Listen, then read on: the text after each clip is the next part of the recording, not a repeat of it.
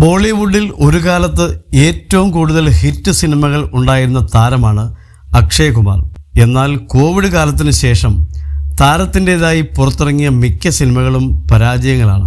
അടുത്തിടെ റിലീസ് ചെയ്ത സർഫില എന്ന സിനിമ പോലും തിയേറ്ററിൽ ഫ്ലോപ്പായി മാറിയിരുന്നു. എങ്കിലും വീണ്ടും പുതിയ സിനിമയുമായി എത്തുകയാണ് അക്ഷയ് കുമാർ. ഖേൽ ഖേൽ മേം എന്ന ചിത്രമാണ് താരത്തിൻ്റെ ഏറ്റവും പുതിയ സിനിമ.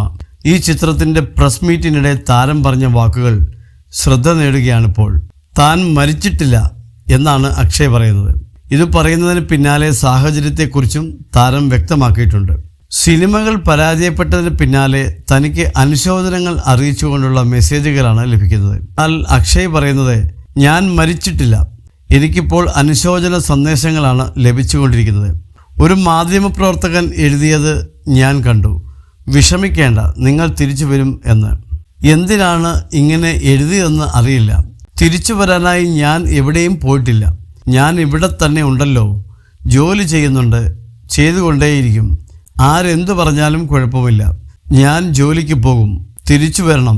എന്ത് സമ്പാദിച്ചാലും സ്വയം അധ്വാനിച്ചാണ് സമ്പാദിക്കുന്നത്. ആരോടും ഞാൻ ഒന്നും ചോദിക്കുന്നില്ല.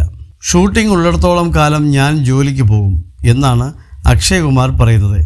അതേസമയം സാമ്രാട്ട്, പൃഥ്വിരാജ്, രക്ഷാബന്ധൻ, രാം സേതു, സെൽഫി, മിഷൻ റാണിഗഞ്ച് തുടങ്ങി അക്ഷയുടെ നിരവധി സിനിമകളാണ് അടുത്തിടെയായി ഫ്ലോപ്പായത്.